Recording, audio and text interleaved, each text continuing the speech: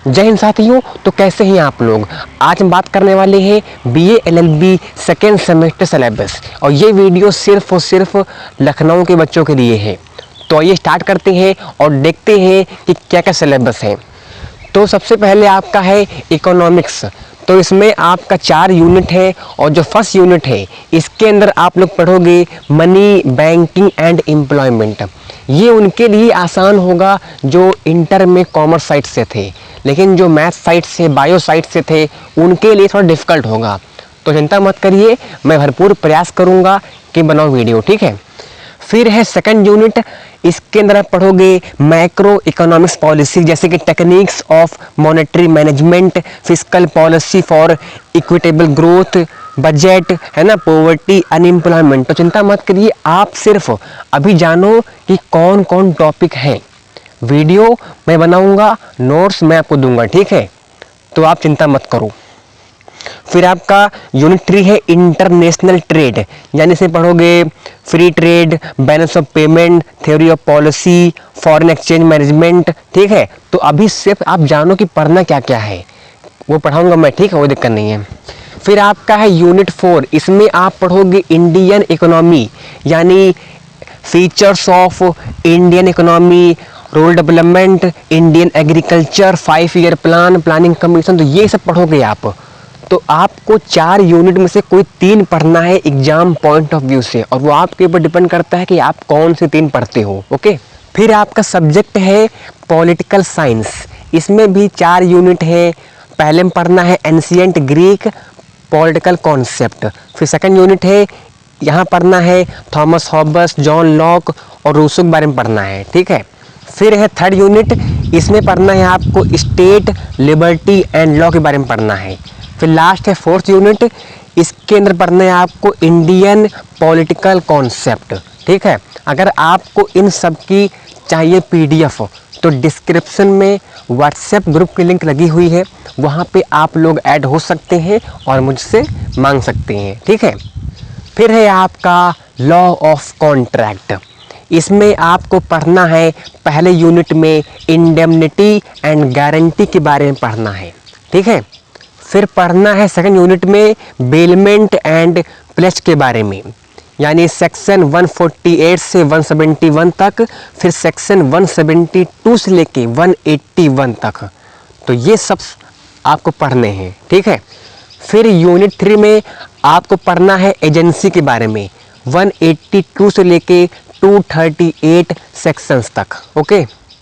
तो आपका last unit है, इसके अंदर पढ़ना है आपको government contract and specific relief act के बारे में पढ़ना है। तो मैं जल्दी बता रहा हूँ ताकि आपका टाइम ना वेस्ट हो और आप जान पाएँ कि क्या पढ़ना है मेजर, ठीक है। फिर आपका आता है हिस्ट्री। भैया इसमें तो बहुत बड़ा सिलेबस है, इसमें आ जाएगी आपकी लीगल हिस्ट्री। तो ये थोड़ी डिफ़िकल्ट है और इस पर थोड़ा टाइम दीजिएगा, ओके। तो इसमें आपको पढ़ना है पहले यूनिट में legal system in ancient and medieval India. ये थोड़ा बड़ा टॉपिक है तो आपको पढ़ना पड़ेगा डिटेल में, और भाई रट्टा ना मारना, इसमें समझना, जो याद करने की चीज़ है उसको याद करना, जो समझने की चीज़ है ना उसको समझिएगा। चिंता मत करिए, मैं बनाऊंगा वीडियो, भरपूर प्रयास करूंगा कि अच्छे से अच्छे आपको समझाऊं, ओके। फिर देखो हिस्ट्री का unit second, development of British legal system in India. देख लो भैया कितना बड़ा सिलेबस है यूनिट 2 का, यानी पूरा हिस्ट्री का ही सबसे बड़ा है आई थिंक सेमेस्टर 2 में। तो इस पे आप फोकस कीजिएगा ज़्यादा, ठीक है। फिर यूनिट 3 में पढ़ना है evolution of law and legal institutions, okay.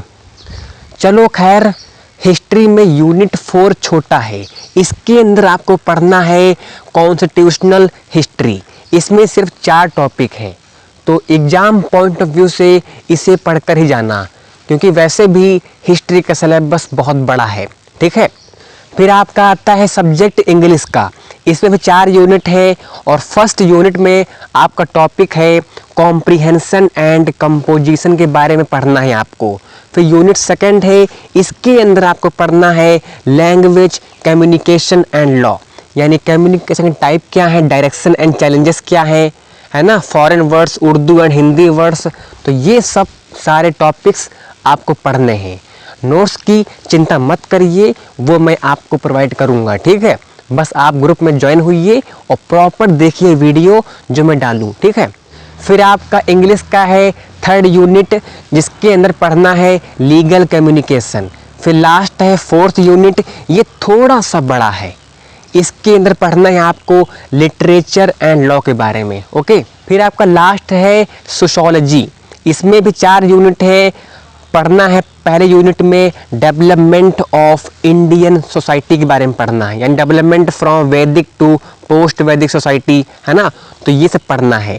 फिर है 2nd यूनिट, इसके अंदर आपको पढ़ना है कंपोजिशन ऑफ इंडियन सोसाइटी। फिर आपको पढ़ना है 3rd यूनिट में weaker sections of society in India, जैसे कि schedule caste, minorities, tribes, other backward class, ठीक है। फिर आपका लास्ट यूनिट है यानी 4th यूनिट, इसके अंदर पढ़ना है आपको trends of social change in India. तो ये थे आपके सारे सब्जेक्ट, वही सब्जेक्ट है जो आपके थे 1st सेमेस्टर में और वही सेम 2nd सेमेस्टर में है, ठीक है। बस थोड़ा सिलेबस थोड़ा बड़ा है 2nd सेमेस्टर का, तो ध्यान से पढ़िएगा, ओके। आई होप आपको अब समझ में आ गया होगा कि आपको पढ़ना क्या क्या है, ठीक है। अब मैं स्टार्ट करूँगा 2nd सेमेस्टर की वीडियोस बनाना, क्योंकि 1st सेमेस्टर में मैंने बहुत ही लेट में स्टार्ट किया था, तो इसीलिए सिलेबस पूरा नहीं हो पाया था। पर फिर भी मैंने आपको सपोर्ट किया था इंडिविजुअली। पर इस सेमेस्टर में मैं भरपूर प्रयास करूँगा कि सिलेबस को टाइम से ख़त्म कर दूँ, ठीक है। तो मिलते हैं नेक्स्ट वीडियो में, तब तक के लिए जय हिंद, जय भारत।